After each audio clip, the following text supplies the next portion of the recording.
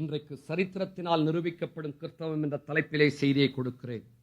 பல வேதங்கள் கற்பனை காவியங்களாக இருக்க, பரிசுத்த வேதாகமும் சரித்திர ரீதியானதாக இருப்பது அதனுடைய தனிச்சிறப்பாகும். சுமார் 6000 வருட சரித்திரத்தை தன்னகத்தை கொண்டுள்ள பரிசுத்த வேதாகமத்தை தேவன் நம்முடைய கரங்களில் கொடுத்திருக்கிறார். 6000 வருட சரித்திரமும் ஒரு பிழையும் இல்லாமல் நம்முடைய கரங்களிலே கிடைத்திருக்கிறது என்றால் இது தேவனால் எழுதப்பட்ட புத்தகமே என்று வேறென்ன. கிமு 280 எகிப்திய ஆராய்ச்சியாளர் ஒருவர் எழுதின சரித்திர புத்தகத்தில் 140 எகிப்திய அரசர்களின் பெயர்களை குறிப்பிட்டுள்ளாராம். ஆனால் இவற்றில் 49 அரசர்களின் பெயர்கள் மாத்திரமே சரியானவை என்று இப்பொழுது கண்டுபிடித்திருக்கிறார்கள். தொலோமி என்ற சரித்திர ஆராய்ச்சியாளருடைய சரித்திர குறிப்புகள் 1300 வருடங்களாக சரியானவை என்று நம்பப்பட்டு வந்தன. ஆனால் 18 பாபிலோனிய அரசர்களின் பெயர்களை அவர் தனது சரித்திர குறிப்புகளில் எழுதியுள்ளார். இந்த 18 பாபிலோனிய அரசர்களின் பெயர்களில் பெரும்பான்மையானவை கல்வெட்டுகளிலோ நினைவு சின்னங்களிலோ காணப்படவே இல்லை. பாபிலோனிய சரித்திரத்தின் கதை இவ்வாறு இருக்கிறது.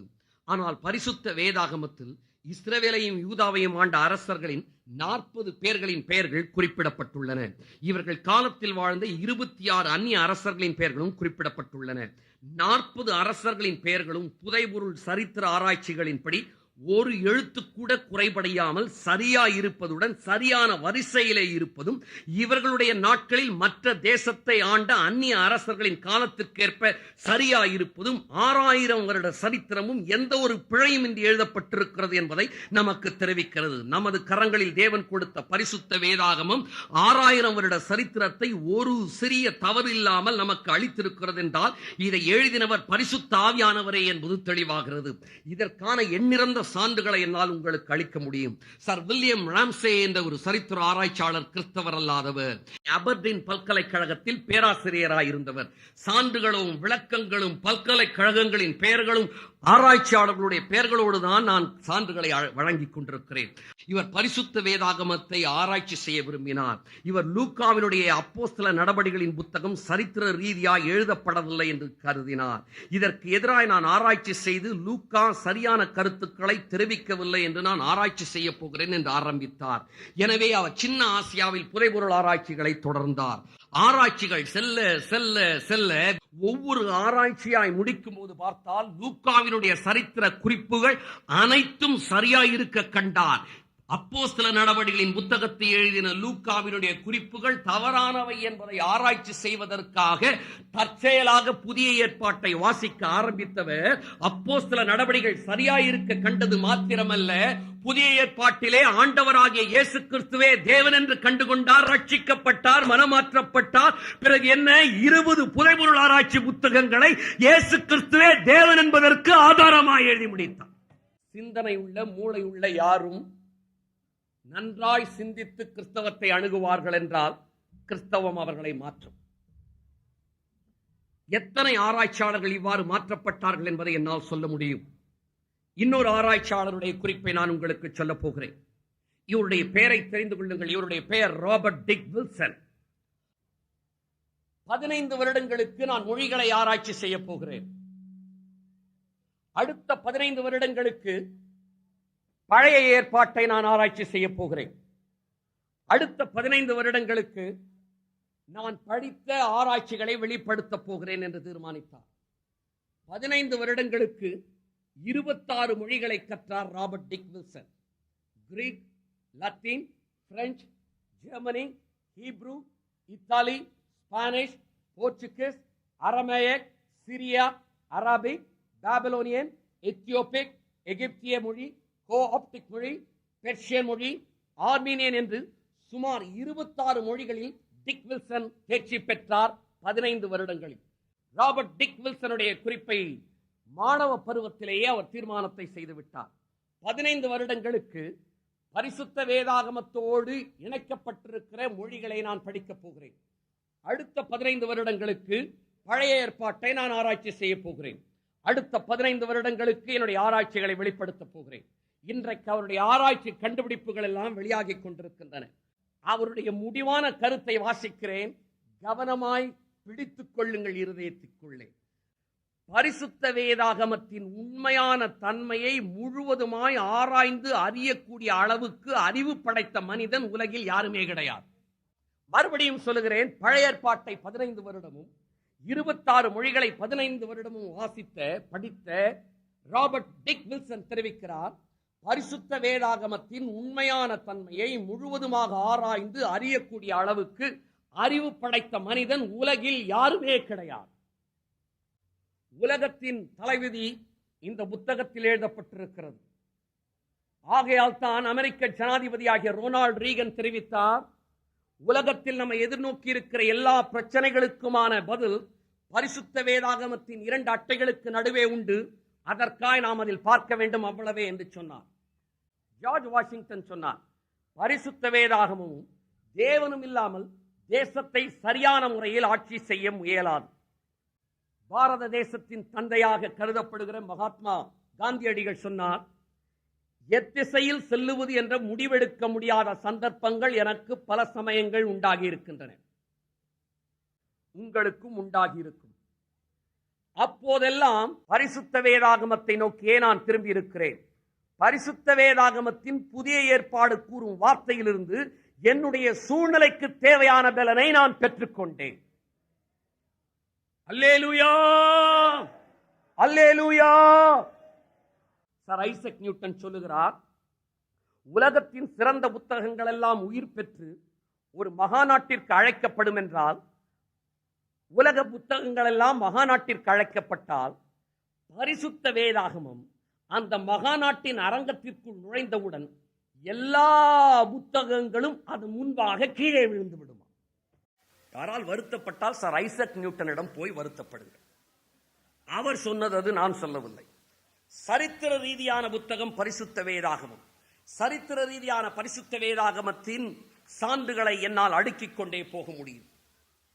நேபுகாத் நேச்சார் மன்னன் ஒரு சொப்பனம் கண்டான். அந்த சொப்பனத்திலே ஒரு சிலையை கண்டான்.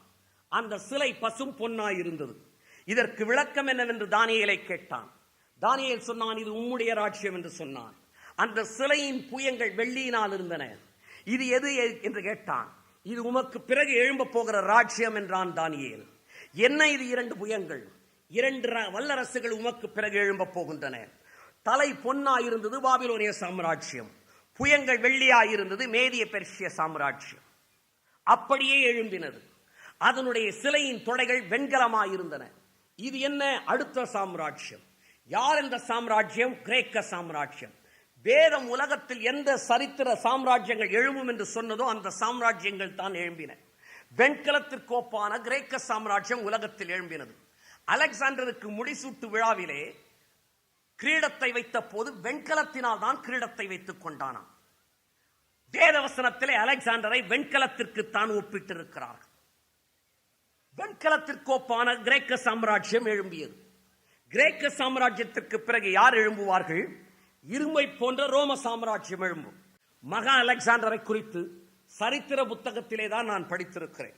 ஆனால் பரிசுத்த வேதாகமத்திலும் மகா அலெக்சாண்டரை குறித்து, நான் சரித்திர புத்தகத்தில் படித்த அலெக்சாண்டரை குறித்து என்னுடைய வேதாகமும் முன்னறிவித்திருக்கிறது என்பதை கண்டவுடனே நான் மகிழ்ந்து போனேன். என்னுடைய பெரிய மாபெரும் நம்பிக்கையை தேவன் எனக்கு கொடுத்திருக்கிறபடியா, கிறிஸ்தவம் என்ற மாபெரும் பொக்கிஷத்தை, பரிசுத்த வேதாகம் என்ற மாபெரும் பொக்கிஷத்தை தேவன் நமக்கு கொடுத்தபடியா. அலெக்சாண்டரை குறித்து வேதவசனம் எங்கே தெரிவிக்கிறது? பெல்ஷாத்சார் ராஜ்யபாரம் பண்ணின 3ஆம் வருஷத்திலே தானியேலுக்கு ஒரு தரிசனம் காணப்பட்டதாம். எந்த ராஜா ஆளும் போது எத்தனாம் வருஷத்தில் தரிசனம், அப்படிதான் வேதத்தின் சரித்திரம் சொல்லப்பட்டிருக்கிறது. சரித்திரத்தின் சம்பவம் வரும்போது வருஷம், தேதி, ராஜாக்களின் பெயரோடு தெரிவிப்பது பரிசுத்த வேதாகமம். லாங் லாங் அகோ என்ற கதைகள் இங்கு கிடையாது. So long ago nobody can ask how long ago என்ற கதைகள் இங்கு கிடையாது. இந்த தரிசனம் சூசான் அரண்மனையிலே தானியேல் இருந்தபோது கிடைத்ததா. சூசான் அரண்மனை ஏதோ கற்பனை காவியத்தில் தோன்றிய ஒரு இடம் அல்ல. ரத்தினாபுரி, அழகாபுரி போன்ற சம்பவங்கள் வேதாகமத்தில் கிடையாது. தானியேல் இந்த தரிசனத்திலே 2 ஆடுகளை காணுகிறான். ஒரு ஆட்டிற்கு 2 கொம்பு, இன்னொரு ஆட்டிற்கு 1 கொம்பு. இந்த 2 ஆடுகளுக்கும் சண்டை வருகிறது. ஒரு கொம்புள்ள ஆடு 2 கொம்புள்ள ஆட்டை மிதித்து கொம்புகளை உடைத்து விடுகிறது. இதுதான் தரிசனம். உங்களுக்கு புரியாதது போல தானியேலுக்கும் தரிசனம் புரியவில்லை. உடனே காபிரியேல் தேவதூதன் வந்து சொல்லுகிறான், 2 கொம்புள்ள ஆடு என்ன தெரியுமா? மேதிய பெர்சிய வல்லரசு. 1 கொம்புள்ள ஆடு ஒன்று மூர்க்கமா எழும்பி வருகிறது. இது என்ன தெரியுமா? இதுதான் கிரேக்க தேசத்தின் ராஜா. இதுதான் எழும்ப போகிற கிரேக்க தேசம் என்ற வல்லரசு. தானியேல் இதை பார்த்துக் கொண்டிருந்த போது ஒரு கொம்புள்ள ஆடு 2 கொம்புள்ள ஆடை மிதித்து போட்டு விடுகிறது. தேவதூதன் சொல்லுகிறான் தானியேலுக்கு, இந்த சாம்ராஜ்யம் அந்த சாம்ராஜ்யத்தை அழித்து விடும். நடந்தது என்ன? அப்படியே கிரேக்க சாம்ராஜ்யம் எழும்பினது. மேதிய பெர்சிய வல்லரசை அழித்தது. கிரேக்க சாம்ராஜ்யம் உலகத்தில் ஆரம்பித்தது. ஏன் இந்த ஒரு கொம்பு உள்ள ஆடாக தானியேல் கண்டான்?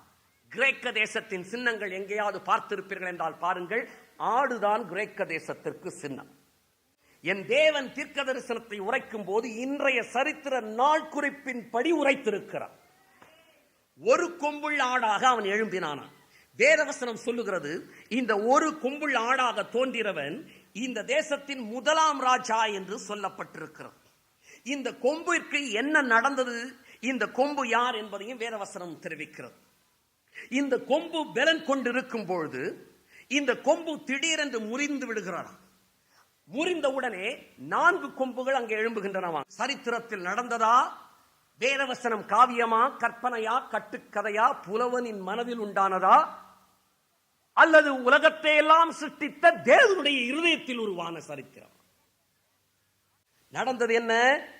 அலெக்சாண்டர் தேசங்களை எல்லாம் ஜெயித்தவன், நாடுகளை எல்லாம் ஒரு குடையின் கீழ் கொண்டு வந்தவன் தனது 33வது வயதிலேயே வாழ்க்கையை வெறுத்து விட்டான்.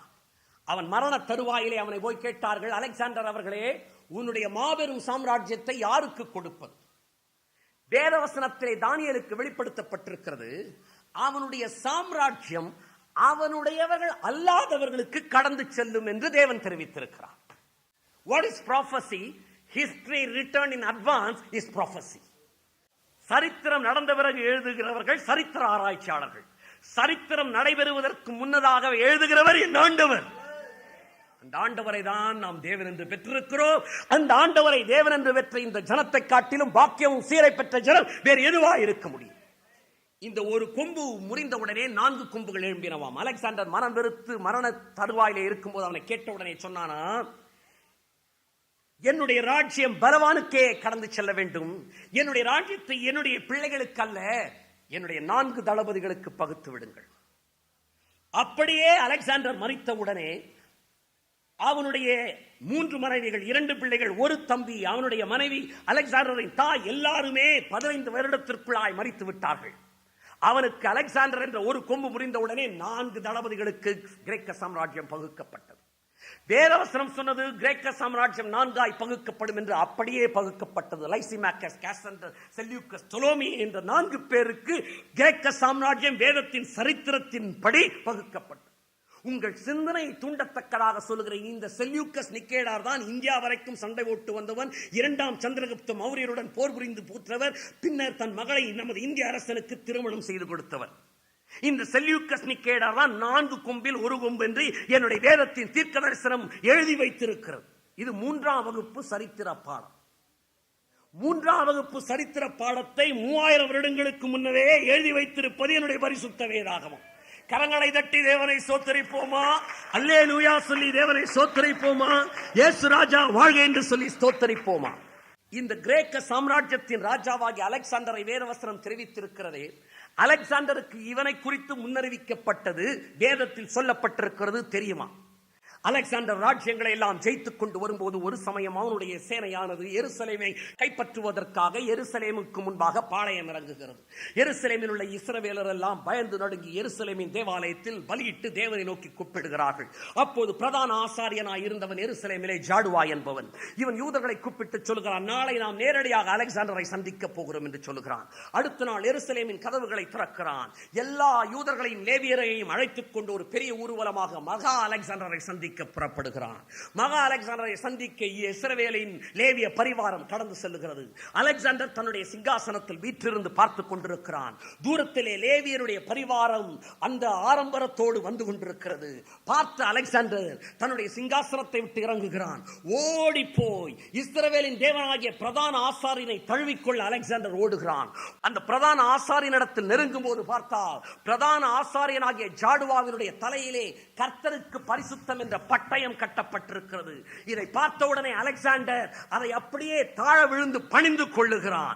உடனே அலெக்சாண்டரின் தளபதிகள் நினைக்கிறார்கள், அலெக்சாண்டருக்கு புத்தி பேதலித்து விட்டது என்று நினைக்கிறார்கள். அலெக்சாண்டர் ஜாடுவா என்ற பிரதான ஆசாரியனை கட்டிப்பிடித்துக் கொள்ளுகிறான். உடனே அலெக்சாண்டர் தன்னுடைய அரியணைக்கு வந்தவுடனே அவனுடைய தளபதிகள் கேட்கிறார்கள், ஏன் இந்த ஜாடுவாவை போய் நீ பிடித்துக் கொண்டார்? இவனை அல்லவா நாம் கைப்பற்ற வந்திருக்கிறோம் என்று சொல்லி. அப்போது அலெக்சாண்டர் சொன்னானா, எனக்கு புத்தி பேதலிக்கவில்லை. நான் மாசிடோனியாவிலிருந்து யுத்தத்தை ஆரம்பிப்பதற்காக காத்திருந்த போது, ஆசியாவை எவ்வாறு பிடிப்பது என்று நான் நினைத்த போது, என்னுடைய கனவிலே இதே ஜாடுவாவை நான் பார்த்தேன். இந்த ஜாடுவா இதே ரத்தாம்பர வஸ்திரம் அணிந்தவனாய் எனக்கு தோன்றினான். அவன் சொன்னான், நீ தான் அடுத்த சாம்ராஜ்யத்தை உலகத்தில் நிறுவுவாய், நீ ஜெயம் பெறுவாய், மேதி பெருசிய வல்லரசை நீ அழிப்பாய், நீ தான் அடுத்த வல்லரசு என்று எனக்கு சொன்னான்.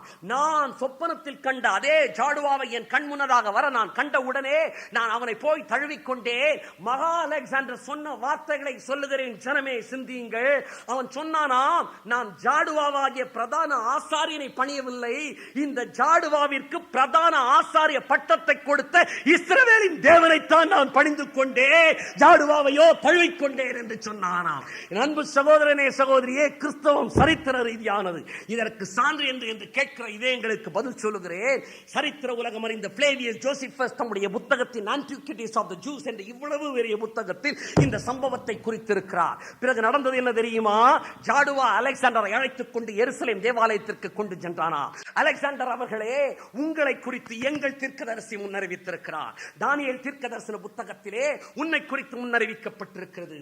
ஒரு கொம்புள்ள ஆடாக எங்கள் தீர்க்கதரிசி கண்டது உண்மைதான், நீதான் அடுத்த வல்லரசை அமைப்பா என்று சொன்ன உடனே அலெக்சாண்டர் மகிழ்ந்து யூதருக்கு வரி விதிக்காமல், எருசலேமை அழிக்காமல், எருசலேம் தேவாலயத்தில் பலியிட்டு சென்றான் என்பது சரித்திரம்.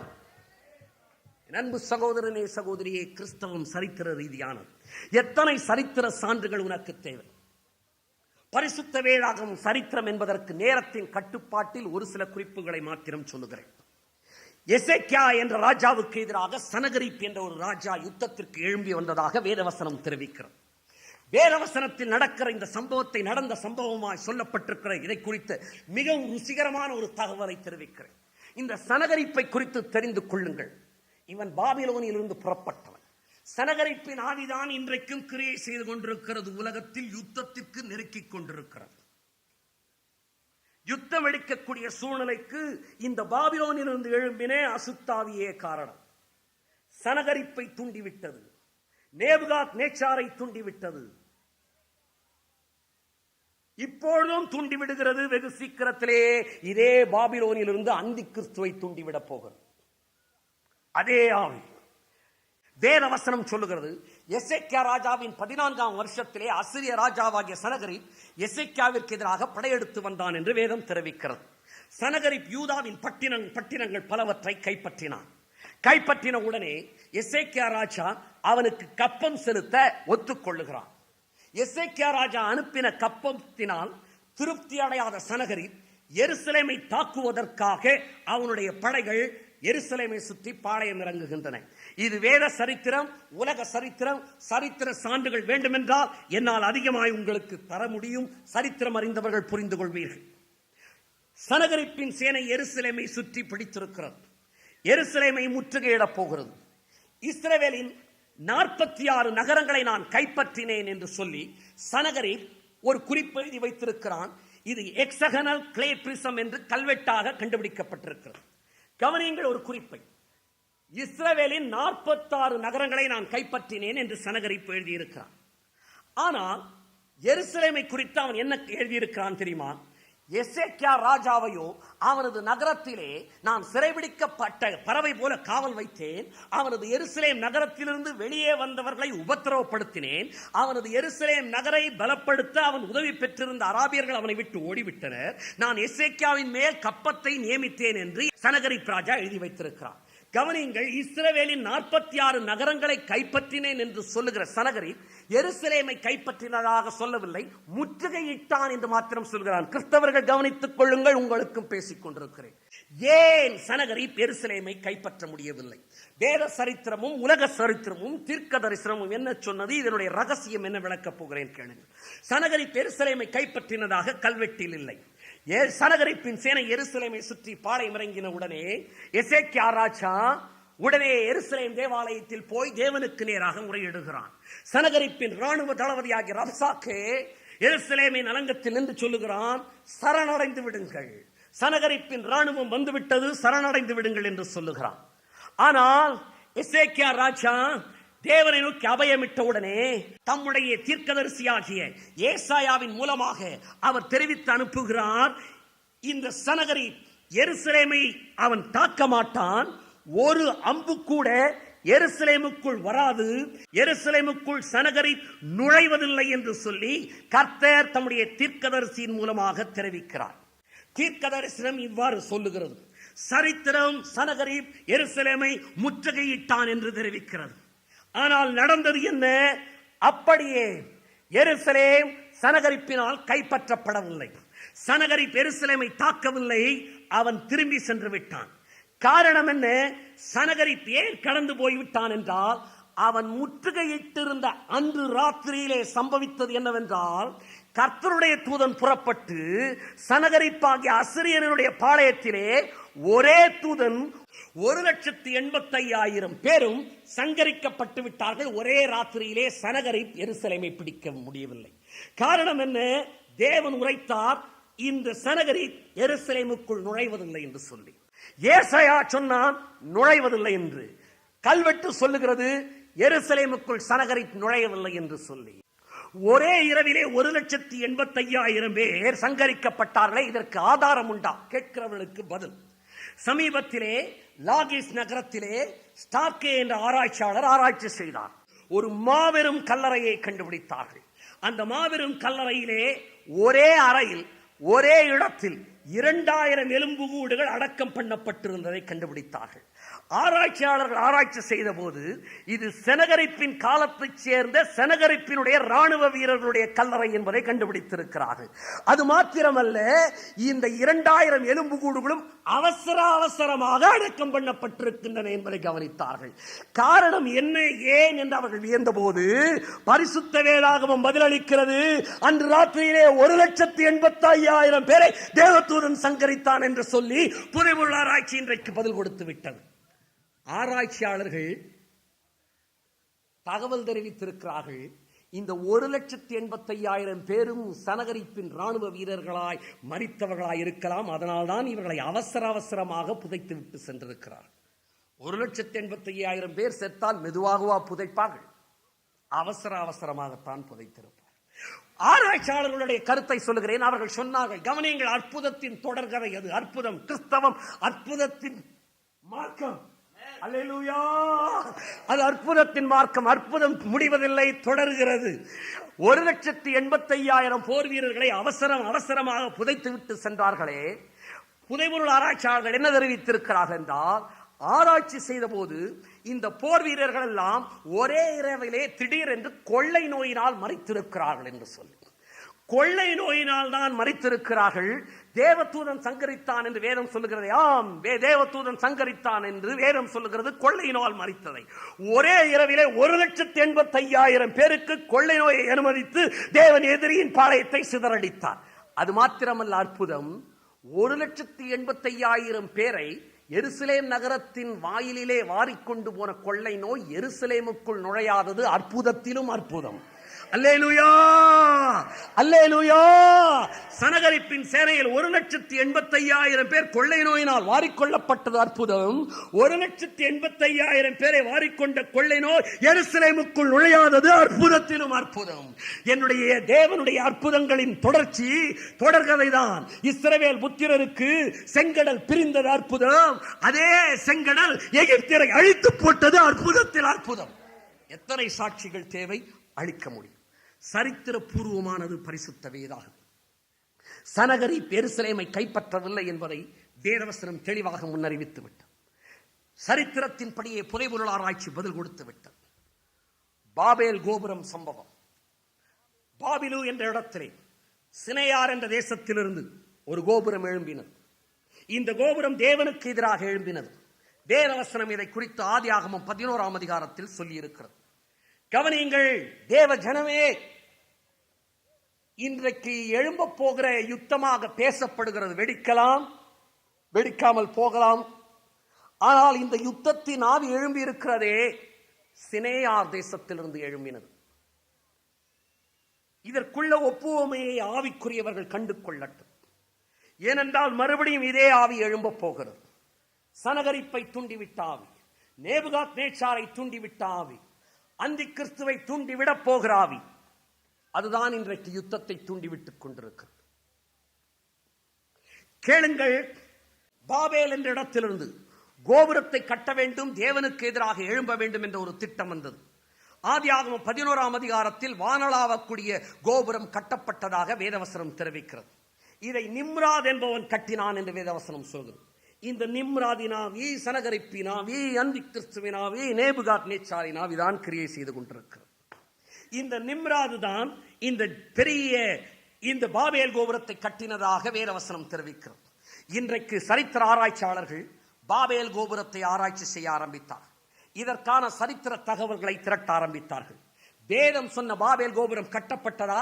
சரித்திரத்தை பேசுகிறேன் இப்போது. ஹெரோடேட்டஸ் என்ற சரித்திர ஆராய்ச்சியாளர்கள், சரித்திரம் படித்த மாணவர்கள் கூட ஹெரோடேட்டஸ் உடைய பெயரை அறிந்திருப்பார்கள். நான் தவறவில்லை என்பதற்கு அவர்கள் சாட்சியாக முன்னதாக வைத்துவிட்டு பேசுகிறேன். அவர் சொல்லுகிறார், பாபேல் கோபுரம் 58 மில்லியன் சங்கங்களால் கட்டப்பட்டதாகவும், 6 லட்சம் ஆட்களால் அது கட்டப்பட்டதாகவும், 8 அடுக்குகளாக அது கட்டப்பட்டதாகவும், 288 அடி வரைக்கும் அது கட்டப்பட்டதாகவும், முதல் அடுக்கு 105 அடியும், இரண்டாவது அடுக்கு 57 அடியும், மூன்றாவது, நான்காவது, ஐந்தாவது, ஆறாவது அடுக்குகள் ஒவ்வொன்றும் 19 அடி 2 அகலம் உயரம் இருந்ததாகவும், இதற்கு மேல் 41 அடி உயரத்திற்கு மாதுக் என்ற தெய்வத்திற்கு ஒரு ஆலயம் கட்டப்பட்டதாகவும் அவர் குறிப்பிட்டுள்ளார். ஹெரோடேட்டஸ் தெரிவிக்கிறார், இதற்கு 800 தாலந்து தங்கம் பயன்படுத்தப்பட்டதாகவும், அதாவது சுமார் 240 மில்லியன் டாலர் மதிப்புள்ள தங்கம் பயன்படுத்தப்பட்டிருக்கிறது என்றும், இந்திய கணக்கில் சொன்னால் 288 கோடி ரூபாய் மதிப்புள்ள தங்கம் பயன்படுத்தப்பட்டிருக்கிறது என்றும், 42 வருடங்கள் கட்டப்பட்ட இந்த கோபுரம் பிறகு அப்படியே கைவிடப்பட்டு விட்டது. ஏன் என்று தெரியவில்லை. ஏன் என்று தெரியாத ஆராய்ச்சியாளர்களே, எங்கள் பரிசுத்த வேதாகமம் சொல்லுகிறது, தேவன் இறங்கி வந்து பாஷைகளை தாறுமாறாக்கினதினால் கோபுரம் கட்டுவதை அவர்கள் விட்டு விட்டார்கள் என்று சொல்லி. ஐயா, விஞ்ஞானம் எப்படி என்ற கேள்விக்கு பதில் கொடுக்கும்? ஏன் என்ற கேள்விக்கு பதில் கொடுக்கக்கூடிய ஒரே புத்தகம் பரிசுத்த வேதாகமம்.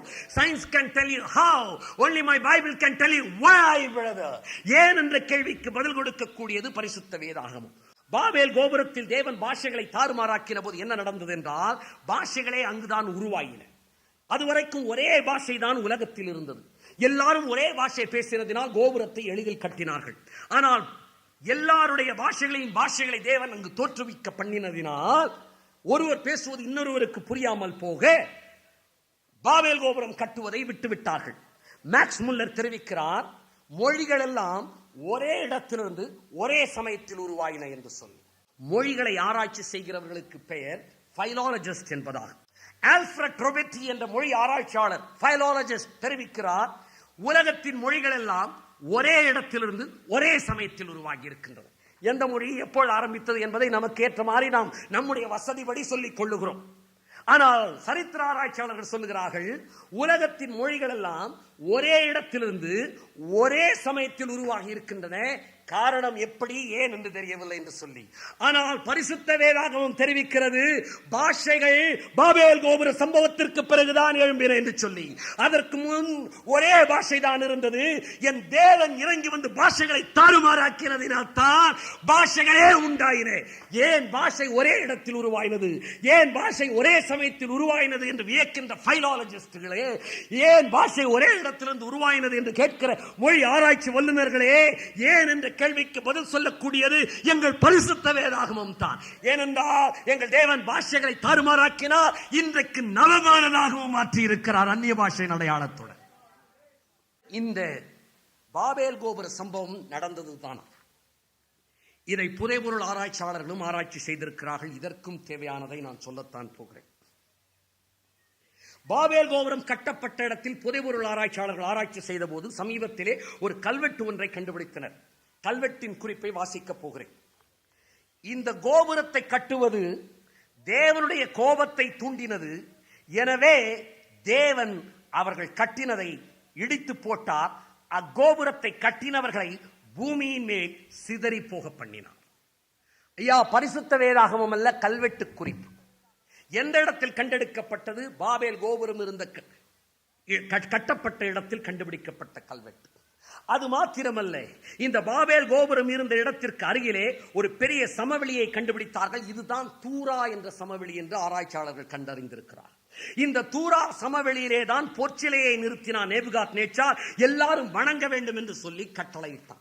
அது மாத்திரமல்ல, ஒரு பெரிய 330 சதுர அடியுள்ள ஒரு பெரிய குழி ஒன்றும் இப்போது கண்டுபிடிக்கப்பட்டிருக்கிறது. இந்த குழி என்னவென்றால், பாபேல் கோபுரத்தை கட்டுவதற்கான செங்கற்களை சுடுவதற்காக மக்கள் பயன்படுத்தின சூளையின் குழியா இருக்கும் என்று ஆராய்ச்சியாளர்கள் தெரிவித்திருக்கிறார். பாபேல் கோபுர சம்பவம் உண்மையா? அலெக்சாண்டர் சரித்திர பூர்வமா எழும்புவான் என்று சொன்னது உண்மையா? சனகரிப்பினால் எருசலேமை பிடிக்க முடியாமல் போனது உண்மையா? சனகரிப்பின் சேனையில் 1,85,000 பேர் ஓரிரவிலே சங்கரிக்கப்பட்டது உண்மையா? சரித்திரம் சான்று பகர்ந்து கொண்டிருக்கிறது. பரிசுத்த வேதாகமத்தின் சம்பவங்கள் சரித்திர பூர்வமானவை. சிந்தியுங்கள், கவனியுங்கள், கேளுங்கள். பரிசுத்த வேதாகமம் சரித்திர பூர்வமானது என்றார், பரிசுத்த வேதாகமத்தின் சம்பவங்கள் சரித்திரத்திலே உரைக்கப்பட்டிருக்கும் என்றார், பரிசுத்த வேதாகமத்தில் சொல்லப்பட்டுள்ள சரித்திர குறிப்புகள் சரியானவை என்றார், பரிசுத்த வேதாகமம் உண்மையானது. பரிசுத்த வேதாகம் உண்மையானது என்றால் நீங்களும் நானும் பின்பற்றுகிற கிறிஸ்தவம் உண்மையானது. கிறிஸ்தவம் உண்மை என்றால் நீங்களும் நானும் ஆராதிக்கிற ஆண்டவராகிய இயேசு கிறிஸ்துவே தேவன். இதே பாபிலோனிலிருந்து ஒரு இயக்கம் எழும்ப போகிறதாக வேதவசனம் தெரிவிக்கிறது. என்ன எழும்பினது என்று சொல்லி வேதம் சொல்லுவது உண்மை என்றால், வேதம் எழும்ப போவதாக சொல்ல போகிறதும் உண்மையாகத்தான் இருக்க போகிறது.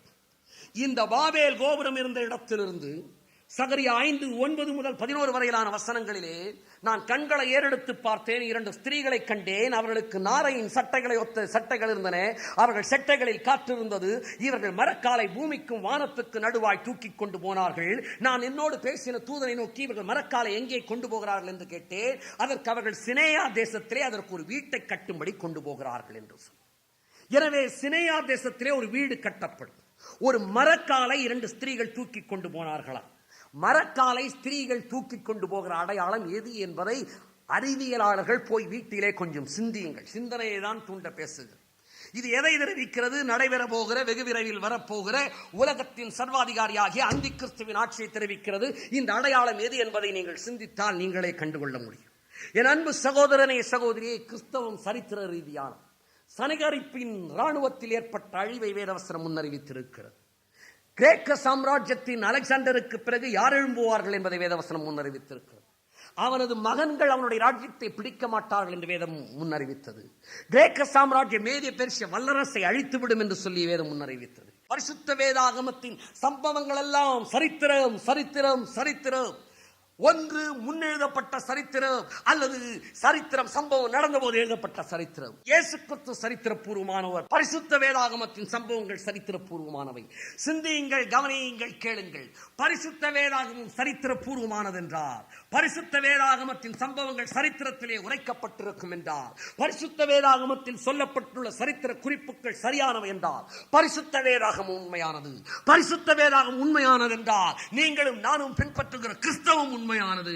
கிறிஸ்தவம் உண்மை என்றால் நீங்களும் நானும் ஆராதிக்கிற ஆண்டவராகிய இயேசு கிறிஸ்துவே தேவன்.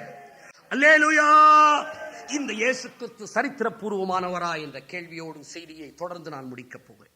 இந்த உலகின் வழக்கில் இன்றைக்கு கேட்கிறார்கள், இயேசு கிறிஸ்து சரித்திர பூர்வமானவரா? என் அன்பு சகோதரனே, சகோதரி, சரித்திர பூர்வமான இயேசு கிறிஸ்துவுக்கு நீர் பதில் கொடுக்கத்தான் வேண்டும். உலகின் வழக்கில் வருடங்களை பிரிக்க உபயோகப்படுத்தப்படுகிற கிறிஸ்துவுக்கு முன் கிறிஸ்துவுக்கு பின் என்ற சொற்களே ஆண்டவராக இயேசு கிறிஸ்து சரித்திர பூர்வமானவர் என்பதற்கு முக்கிய சான்றாகும். இன்றைக்கு உலகத்தின் சரித்திரத்தையே இரு கூறாக பிரித்தவர் என் ஆண்டவராகிய இயேசு கிறிஸ்து. உலகத்தை எந்த ராஜா ஆண்டால் சரி, எந்த மந்திரி ஆண்டாலும் சரி, எந்த பெரிய அரசியல் தலைவர்கள் ஆண்டாலும் சரி, அவர்கள் இயேசுவுக்கு முன்னாண்டார்களா பின்னாண்டார்களா என்றுதான் உலகம் கூறுகிறது. என் ஆண்டவராக இயேசு கிறிஸ்து சரித்திர பூர்வமானவர். 1991 வருடம் என்று நாம் ஒவ்வொருவருக்கும் புது வருட வாழ்த்துதலை தெரிவித்துக் கொள்கிறோம். என்ன தெரியுமா? அது இயேசு கிறிஸ்து தோன்றி 1991 வருடங்கள் என்பதுதான். கரங்களை உயர்த்தி அல்லேலூயா சொல்லுவோமா? இயேசு கிறிஸ்து சரித்திர நாயகன். அவருடைய பிறப்பு சரித்திர பூர்வமானது, அவருடைய மரணம் சரித்திர பூர்வமானது, அவருடைய உயிர்த்தெழுதல் சரித்திர பூர்வமானது. அவர் திரும்ப வரப்போவதும் சரித்திரத்தில் எழுதப்பட போகிறது. அன்பு சகோதரனே, சரித்திர பூர்வமாய் இந்த உலகத்திற்கு திரும்ப வரப்போகிறவர் சான்றுகளை கேட்க போகிறீர்கள். என்சைக்ளோபீடியா பிரிட்டானிக்கா என்பது உலக அறிஞர்கள் ஏற்றுக்கொள்ளுகிற கலைக்களஞ்சியம். இதனுடைய 20வது பதிப்பு சொல்லுகிறது இயேசு கிறிஸ்து சரித்திர பூர்வமானவர் என்று. நூலகங்களில் இருந்தால் எடுத்து போய் வாசித்து எண்ணி பாருங்கள்.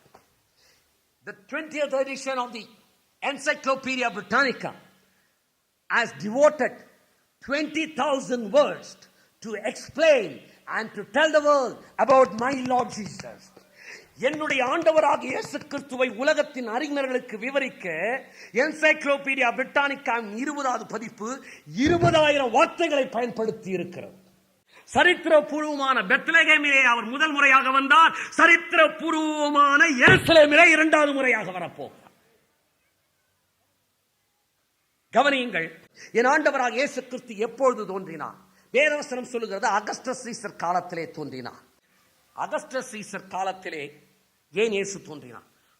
ஒரு மனிதன் சரித்திர பூர்வமானவன் என்றால் அவனுடைய பெயர் சென்சஸிலே எழுதப்பட வேண்டும். யாருடைய பெயர் சென்சஸில் இருக்கிறதோ அவன் சரித்திர பூர்வமானவன். யாருமே இயேசு கிறிஸ்து சரித்திர பூர்வமானவர் அல்ல, ஒரு காவிய தலைவர் என்று சொல்லிவிட முடியாதபடி இயேசு கிறிஸ்து எப்பொழுது உலகத்தில் அவதரித்தார் தெரியுமா? உலகத்தின் முதல் சென்சஸ் எடுக்கப்பட்ட பொழுதுதான் அவர் அவதரித்தார். முதல் சென்சஸின் போதுதான் அவர் அவதரித்தார். முதல் சென்சஸ் எடுக்கப்பட்ட போது அவர் அவதரித்தார். அவர் அவதரிக்கும் போது உலக சென்சஸ் எடுக்கப்பட்டது. எப்படி ஐயா சரித்திரத்தை எழுத முடியும்? சரித்திர நாயகனாகிய ஆண்டவரால் அது முடியும். ஆகையால் தான் சரித்திரத்திலே அவர் பெயர் சேர்க்கப்பட்டது. அவருடைய பிறப்பு சரித்திர பூர்வமானது. அவர் கன்னியின் வயிற்றில் பிறந்தார். அதற்கும் சான்றுகள் உண்டு. இக்னேஷியஸ் தெரிவிக்கிறார் எபிஸ்டல் டு தி எபிசியன்ஸ் என்ற புத்தகத்திலே இயேசு கிறிஸ்து கன்னிகைக்கு மகனாய் பிறந்தார். 125ஆம் ஆண்டிலே வாழ்ந்த ஆர்டெசிஸ் என்பவர் தெரிவிக்கிறார் இயேசு கிறிஸ்து கன்னிகைக்கு மகனாய் பிறந்தார். இயேசு கிறிஸ்து அற்புதங்களை செய்தார், ஊழியம் செய்தார். சரித்திர சான்று உண்டா சொல்லுகிறேன். நேற்று ஒரு ஜூலியன் என்ற ரோம பேரரசனை குறித்து சொன்னேன், கிறிஸ்தவத்திற்கு விரோதமானவன். அவன் எழுதிய குறிப்பை வாசிக்கிறேன். ஜூலியன் சொல்லுகிறான் 300 வருடங்களுக்கு முன் இயேசு என்ற ஒருவர் வாழ்ந்தார். அவர் பெத்சாய்தா கிராமங்களில் சப்பானிகளை நடக்க செய்தார், குருடர்களை காண செய்தார், பிசாசு பிடித்தவர்களை விடுதலையாக்கினார். இதை தவிர மகத்தான ஒன்றையும் இயேசு செய்து விடவில்லை.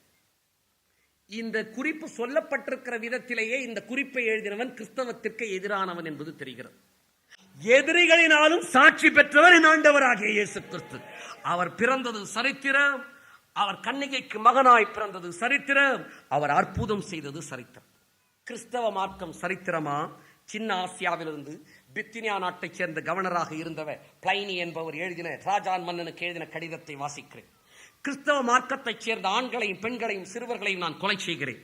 இவ்வாறு கொலை செய்பவர்களுடைய தொகை மிகவும் அதிகமாக இருக்கிறது. 112ஆம் ஆண்டின் கடிதத்தை வாசிக்கிறேன். இவர்களில் எல்லாரையும் கொலை செய்வதா என்று எனக்கு தெரியவில்லை. சரித்திர கடிதம். கிறிஸ்தவர்களாகிய இவர்களை ராஜான் மன்னனாகிய உம்முடைய சிலையை வணங்கும்படியும் இயேசு கிறிஸ்துவை சபிக்கும்படியும் நான் கட்டளையிட்டுள்ளேன். எந்த ஒரு உண்மையான கிறிஸ்தவனும் இயேசு கிறிஸ்துவை சபிப்பதே இல்லை. ஆமென்.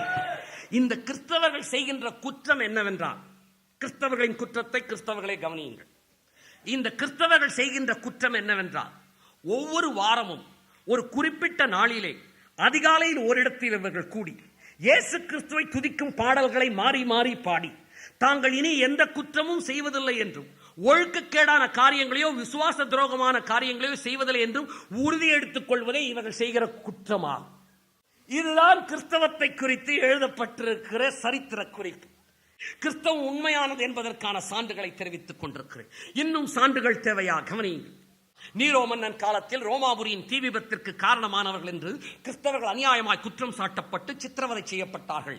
இந்த கிறிஸ்தவர்களுடைய நம்பிக்கை தற்காலிகமாக தடுக்கப்பட்டிருந்தும் மீண்டும் அது யூதேயாவில் மாத்திரமல்ல ரோமாபுரியில் தலை தூக்க ஆரம்பித்து விட்டது. நீரோ மன்னன் தாங்கள் கிறிஸ்தவ விசுவாசிகள் என்று ஒத்துக்கொண்டவர்களை முதலில் கைது செய்தான். அவர்கள் கொடுத்த தகவல்களின் பேரில் மற்ற கிறிஸ்தவர்களும் கைது செய்யப்பட்டார்கள். ரோமாபுரியின் தீ விபத்திற்கு காரணமானவர்கள் என்று அவர்கள் குற்றம் சாட்டப்பட்டார்கள். அவர்களை கொல்லும் போது விரோதமான சித்திரவதை அவர்கள் உள்ளாக்கப்பட்டார்கள். காட்டு மிருகங்களின் தோள்கள் கிறிஸ்தவர்களுக்கு போர்த்தப்பட்டு நாய்களால் வேட்டையாடப்படுவதற்கு போடப்பட்டார்கள். இரவிலே நீரோ மன்னனின் தோட்டத்தில் எரியும் விளக்குகளாக ஸ்தம்பங்களில் கட்டப்பட்டு கிறிஸ்தவர்கள் கொளுத்தப்பட்டார்கள். இந்த சித்திரவதைக்கு தனது தோட்டத்தை நீரோ மன்னன் திறந்து வைத்தான். இந்த கிறிஸ்தவர்களின் தலைவரான கிறிஸ்டஸ் என்பவர் பிலாத்துவின் நாட்களில் கொலை செய்யப்பட்டார். கவனியுங்கள், இவ்வளவு கொடிய உபத்திரவத்திற்கு பிறகும் கிறிஸ்தவ மார்க்கத்தை அழிக்க முடியவில்லை. உபத்திரவத்தின் குகையிலே பாசறையிலே வளர்ந்தவர்கள் கிறிஸ்தவ பிள்ளைகள். அல்லேலூயா, அல்லேலூயா. உபத்திரவத்தின் பாசறையிலே வளர்ந்தவர்கள் கிறிஸ்தவர்கள். கிறிஸ்தவ மார்க்கம், கிறிஸ்தவத்தின் தலைவருடைய மரணம் சரித்திரபூர்வமானது. இயேசு கிறிஸ்துவின் சிலுவை மரணம் சரித்திரபூர்வம். அவருடைய பிறப்பு சரித்திரபூர்வமானது. அவருடைய அற்புதங்கள் சரித்திரபூர்வமானது. அவருடைய மார்க்கம் சரித்திரபூர்வமானது. அவருடைய மரணம் சரித்திரபூர்வமானதா? யூதர்களுடைய டால்முடிலிருந்து வாசிக்கிறேன். பஸ்கா பண்டிகைக்கு முந்தின நாளில் நாசரேத்தைச் சேர்ந்த இயேசு சிலுவையில் அறையப்பட்டார். அவர் தமது மாய வித்தைகளினாலே இஸ்ரவேலரை வஞ்சித்துக் கொண்டிருந்தார் என்பதற்காக அவர் கொலை செய்யப்படுவார் என்று 40 நாட்களாக நாங்கள் எச்சரிப்பு கொடுத்தோம். அவரை காப்பாற்ற அவரை அறிந்தவர்கள் முன் வருமாறு அறிவித்திருந்தோம். ஆனால் யாரும் வரவில்லை. ஆகவே பஸ்கா பண்டிகைக்கு முந்தின நாள் அவர் சிலுவையில் அறையப்பட்டார். ஐயா, அம்மா, இயேசு உலகத்தில் பிறந்தார் என்று சரித்திரம் சாட்சி சொல்லுகிறது. இயேசு கிறிஸ்து கன்னிகைக்கு பிறந்தார் என்று வேதம் மாத்திரம் அல்ல, சரித்திரம் சொல்லுகிறது. உலகத்தின் முதல் சென்சஸ் சொல்லுகிறது இயேசு உலகத்தில் பிறந்தார் என்று. இயேசு அற்புதங்களை செய்தார் என்று கிறிஸ்தவர்களை கொன்று குவித்த ஜூலியன் குறிப்பு எழுதி வைத்திருக்கிறார். அவரால் ஸ்தாபிக்கப்பட்ட கிறிஸ்தவ மார்க்கம் நன்மை செய்கிறவர்களாய், பாவம் செய்யாதவர்களாய், மனிதர்களை மாற்றுகிறதாய் இருந்தது என்று சொல்லி சரித்திர ஆராய்ச்சியாளர்கள் எழுதி வைத்திருக்கிறார்கள். அது மாத்திரமல்ல, இந்த இயேசு கிறிஸ்து சிலுவையில் அறையப்பட்டார் என்பதற்கு இந்த வேதத்தின் சாட்சிக்கு சரித்திரம் சான்று பகர்ந்து கொண்டிருக்கிறது. இன்னும் சான்று வேண்டுமா சொல்லுகிறேன். இயேசு கிறிஸ்து சிலுவையில் அறையப்பட்டு தொங்கும் போது ஒரு பெரிய காரிருள் சூழ்ந்ததா, அந்தகாரம் சூழ்ந்ததாய் வேதவசனம் தெரிவிக்கிறது. பெரிய கல்வியறிவு இல்லாத சுவிசேஷங்கள் எழுதி வைத்திருக்கிறார்கள். என் ஆண்டவராகிய இயேசு கிறிஸ்து சிலுவையிலே தொங்கின போது அந்தகாரம் சூழ்ந்தது. உண்மையா? தாலஸ் என்ற கிறிஸ்தவர் அல்லாத சரித்திர ஆராய்ச்சியாளர். நான் எடுக்கிற சான்றுகள் எல்லாம் கிறிஸ்தவத்துக்கு விரோதமாய், கிறிஸ்தவத்துக்கு வெளியே இருந்தவர்களுடைய சான்றுகளை சொல்லிக் கொண்டிருக்கிறேன். தாலஸ் சொல்லுகிறார் தம்முடைய 3வது சரித்திர புத்தகத்திலே, இயேசு கிறிஸ்துவின் சிலுவை மரணத்தின் போது ஒரு பெரிய அந்தகாரம் பூமியை சூழ்ந்தது. ஐயா, சுவிசேஷங்கள் குறிப்பிட்ட அந்தகாரத்திற்கு சரித்திரம் சான்று பகர்கிறது. இன்னும் விளக்க விரும்புகிறேன். இந்த தாலஸ் என்ன சொல்லுகிறார் தெரியுமா? அந்தகாரம் சூழ்ந்தது உண்மை. ஆனால் அது ஏன் தெரியுமா ஏற்பட்டது? இயேசு சிலுவையில் அறையப்பட்டதினால் அல்ல, அது சூரிய கிரகணத்தினால் ஏற்பட்டது. இவர் கிறிஸ்தவர் அல்லாதவர், எனவே எழுதியிருக்கிறார். சரி, இதற்கு விளக்கம் தரப்போகிறோம் நாம் இப்போது. இயேசு கிறிஸ்து எப்போது சிலுவையில் அறையப்பட்டார்? பஸ்கா பண்டிகை நாட்களில் சிலுவையில் அறையப்பட்டார் என்று வேதம், சரித்திரம் எல்லாம் சொல்லுகிறது. அப்படி என்றால் பஸ்கா பண்டிகை எப்பொழுது கொண்டாடப்படும்? பௌர்ணமி நாட்களில் கொண்டாடப்படும். பௌர்ணமி நாட்களில் சூரிய கிரகணம் தோன்றாது என்பது வானவியல் அறிஞர்களாக எல்லாருக்கும் தெரியும். சரித்திர ஆசிரியருக்கு தெரியவில்லை. சரித்திர ஆசிரியருக்கு சரித்திரம் தான் தெரியும். பரிசுத்த வேதாகமத்தை கரங்களில் பிடித்தவர்களுக்கு எல்லாமே தெரியும். அல்லேலூயா, அல்லேலூயா. என் ஆண்டவராகிய இயேசு கிறிஸ்து உலகத்தில் தோன்றினது உண்மை, கன்னிகைக்கு மகனாய் பிறந்தது உண்மை, அற்புதங்கள் செய்தது உண்மை, அந்தகாரம் சூழ்ந்தது உண்மை. மனுமக்களுக்காய், உனக்காய், எனக்காய் பிதாவானவர் தம்முடைய குமாரனை சிலுவையிலே மரிக்க ஒப்புக் கொடுத்த அந்த ஒரு நேரம், தேவன் தன்னுடைய மகனை விட்ட அந்த நேரம், அந்தகாரம் உலகம் முழுவதும் சூழ்ந்ததற்கு சரித்திரம் சான்று பகருகிறது. ஐயா, சரித்திரம் சான்று பகருகிறது. அம்மா, நீ அந்த இயேசு கிறிஸ்துவை ஏற்றுக்கொள்ளும்படிக்கான். சரித்திர ஆராய்ச்சியாளர்கள் எதற்கு எழுதினார்கள் என்றால், ஒருவேளை சரித்திர குறிப்பாக மாத்திரமல்ல, இந்த 20ஆம் நூற்றாண்டின் சரித்திர அறிஞர்களும், சரித்திரம் படித்தவர்களும், கல்வி ஞானிகளும், மேதைகளும் ஒருவேளை அதிகம் படித்து விட்டோம் என்பதனால இயேசு கிறிஸ்துவை மறுதலித்து விட்டுவிடக் கூடாது என்பதற்காக என் தேவன் சரித்திர ஞானிகளும் தம்முடைய தெய்வீகத்தை எழுதி வைக்கும்படி செய்து வைத்திருக்கிறார். அன்பு சகோதரன், நீ வாசிக்கிற சரித்திர புத்தகம் இயேசுவே ஆண்டவர் என்று உனக்கு சாட்சி கொடுக்கும். பல்கலைக்கழகத்தின் சரித்திர கூடங்கள் இயேசு தேவன் என்று சாட்சி பகர்கின்றன. உங்கள் படிப்பிற்கு பின்னால் நீங்கள் போட்டுக் கொள்ளுகிற பட்டங்கள் கூட அதை தான் சொல்லிக் கொண்டிருக்கின்றன. சிலருக்கு பின்னால் இருப்பது எதுவென்று தெரிவதில்லை. இயேசுவே ஆண்டவர், இயேசுவே ஆண்டவர், இயேசுவே ஆண்டவர். இயேசு கிறிஸ்து வாழ்ந்தது உண்மை, மரித்தது உண்மை, உயிர்த்தெழுந்தது உண்மையா? புரூக் வெஸ்ட்காட் என்ற சரித்திர ஆராய்ச்சியாளருடைய குறிப்பை நான் வாசிக்கப் போகிறேன். உலகத்தின் சரித்திரத்தில் வேறு எந்த நிகழ்ச்சியும் இயேசு கிறிஸ்துவின் உயிர்த்தெழுதலை போல ஆதாரபூர்வமானதாக நிரூபிக்கப்பட்டதில்லை என்று சொன்னால் மிகையாகாது. புரொஃபசர் தாமஸ் ஆர்னால்டை குறித்து படித்தவர்கள் இங்கு இருப்பார்கள் நிச்சயம் என்று நம்புகிறேன். ஹிஸ்டரி ஆஃப் ரோம் என்ற மாபெரும் சரித்திர புத்தகத்தை எழுதினவர் அவர் சொல்லுகிறார், இயேசு கிறிஸ்துவின் வாழ்க்கைக்கும் மரணத்திற்கும் உயிர்த்தெழுதலுக்குமான ஆதாரங்கள் போதுமானவையாக இருக்கின்றன. சிறப்பான ஆதாரங்கள், சிறப்பில்லா ஆதாரங்கள் என்ற ஆதாரத்தை வைத்து பார்க்கும்போது இயேசு கிறிஸ்துவின் உயிர்த்தெழுதலுக்கான ஆதாரங்கள் சிறப்பான ஆதாரங்கள் என்ற வகையை சேர்ந்ததாகவே இருக்கின்றன. ஆயிரக்கணக்கான ஆராய்ச்சியாளர்கள் இயேசு கிறிஸ்துவின் உயிர்த்தெழுதலை குறித்து துல்லியமாக ஆராய்ச்சி செய்து கருத்துக்களை வெளியிட்டுள்ளனர். நானும் இவர்களை ஆராய்ந்து வருகிறேன். மற்றவர்களை இயேசு கிறிஸ்துவின் உயிர்த்தெழுதலை நம்ப வைப்பதற்காக நான் இதை செய்யவில்லை. நான் என்னை திருப்திப்படுத்திக் கொள்ளவே இயேசு கிறிஸ்துவின் உயிர்த்தெழுதலை ஆராய்ச்சி செய்தேன். அவர் சொல்லுகிறார், ஆனால் அவர்கள் மேலும் உலகத்தின் பல சரித்திர குறிப்புகளை நான் பல வருட காலமாக ஆராய்ச்சி செய்து கொண்டு வருகிறேன். நான் சொல்லவில்லை ஐயா, சரித்திர ஆராய்ச்சியாளர் ஹிஸ்டரி ஆஃப் ரோம் புத்தகத்தை எழுதிய தாமஸ் ஆர்னால்ட் அவர்கள் சொல்லுகிறார். அவர் சொல்லுகிறார், ஒன்று என்னால் நிச்சயமாக சொல்ல முடியும், இயேசு கிறிஸ்துவின் உயிர்த்தெழுதலை போன்ற உலகத்தில் எந்த சரித்திர சம்பவமும் அவ்வளவு துல்லியமாக ஆதாரங்களோடு நிரூபிக்கப்பட்டதே இல்லை, இல்லை, இல்லை. அல்லேலூயா. என் ஆண்டவர் வாழ்ந்தது உண்மை, மரித்தது உண்மை, உயிர்த்தெழுந்தது உண்மை, அவர் திரும்ப வரப்போவது உண்மை. என் அன்பு சகோதரனே, சகோதரியே, இயேசு கிறிஸ்து வந்தது சரித்திரம், திரும்ப வரப்போவதும் சரித்திரம். அவர் எங்கே பிறப்பார் என்று முன்னறிவித்ததோ அதே இடத்தில் அவர் பிறந்தார். அவர் எங்கே வருவார் என்று சொன்னாரோ அதே இடத்தில் அவர் வரப்போகிறார். முதல் முறை வரும்போது எங்கே வருவேன் என்று அவர் சொன்னது நடந்தது என்றால், இரண்டாவது முறை அவர் எங்கே வருவேன் என்று சொன்னாரோ அங்குதான் வரப்போகிறார். அவர் வரப்போகிறார். அதற்கு ஒரே ஒரு ஆதாரத்தை சொல்லி நான் முடிக்கப் போகிறேன். கவனிங்கள், இயேசு தம்முடைய வருகைக்கு ஒரு அடையாளத்தை சொன்னார். நோவாவின் ஜலப்பிரளயத்தை சொன்னார். இயேசு சொன்னார், நோவாவின் காலத்தில் நடந்தது போல மனுஷகுமாரனுடைய நாட்களில் நடக்கும். என்னை கேட்டுக்கொண்டிருக்கிற தேசத்தின் ஜனமே, என்னை கேட்டுக்கொண்டிருக்கிற தேவ ஜனமே, இந்த செய்தி யாரோ ஒரு படித்த மேதை உனக்கு அறிவித்துக் கொண்டிருக்கிறார் என்று நினைத்துக் கொள்ள வேண்டாம். ஏதோ வேலை இல்லாதவர்கள் தெரிவித்துக் கொண்டிருக்கிறார் என்று சொல்ல வேண்டாம், நினைக்க வேண்டாம். இந்த செய்தியோடு கலந்து வருகிற பரிசுத்தாவியானவரின் குரல், இது தேவன் உன்னோடு பேசிக் கொண்டிருக்கிறது என்பது உனக்குள் இருக்கிற இருதயமே உனக்கு சாட்சி கொடுக்கும். ஆகையால் தான் நாங்கள் பாடுகிறோம், உன் இருதயம் உனக்கு சொல்லும் இயேசுவே தேவன் என்று. உன் இருதயமே உனக்கு சொல்லும். என் அன்பு சகோதரனே, என் ஆண்டவராக இயேசு சொன்னார், நோவாவின் காலத்தில் நடந்தது போல மனுஷகுமாரனுடைய நாட்களிலும் நடக்கும் என்று சொல்லி. நோவாவின் காலத்தில் ஜலப்பிரளயம் வரும்பொழுது அதுவரைக்கும் அவர்கள் பெண் கொண்டார்கள், கொடுத்தார்கள், விற்றார்கள், கட்டினார்கள், நட்டார்கள், எல்லாரையும் ஜலப்பிரளயம் வந்து வாரிக்கொண்டு போய்விட்டது. மனுஷகுமாரனுடைய நாட்களிலும் நடக்கும். உலகம் முழுவதும் ஜலப்பிரளயம் சம்பவித்தது. இந்த ஜலப்பிரளயம் சம்பவித்ததற்கான பல சான்றுகளை என்னால் சொல்ல முடியுமானால் ஒரு குறிப்பை சொல்லி முடிக்க விரும்புகிறேன். இந்த நோவாவின் ஜலப்பிரளயம் சம்பவித்த போது இவன் செய்த இந்த நோவாவின் பேழை அரராத் மலையிலே நின்றதாக வேதவசனம் தெரிவிக்கிறது. கடந்த 1833 ஆண்டிலே புதைபொருள் ஆராய்ச்சியாளர்கள் நோவாவின் பேழையை தேடி அரராத் மலைக்கு சென்றார்கள். நோவாவின் பேழை அரராத் மலையிலே தாங்கள் பார்த்ததற்கான தகவல்களை கொண்டு வந்தார்கள்.